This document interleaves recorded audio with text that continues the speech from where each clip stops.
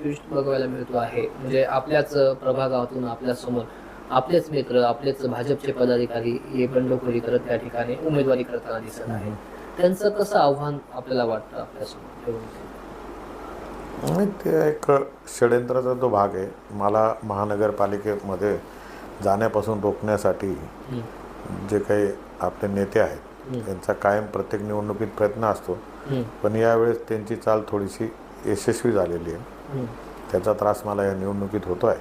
हं, हं, आमच्याच विचाराचा माणूस या ठिकाणी उभा केला, हं, परंतु जनता काही दूध खोळी नाही आहे. हं, ते आज RSSचा विश्व हिंदू परिषद बजरंग दलाच्या नावाने मतं मागत आहेत. हं, आणि त्यांनी उमेदवारी केल्यानंतर अनेकांनी त्यांना समजावलं, पण त्यांनी एकेकोरपणा करत आपली उमेदवारी कायम ठेवली.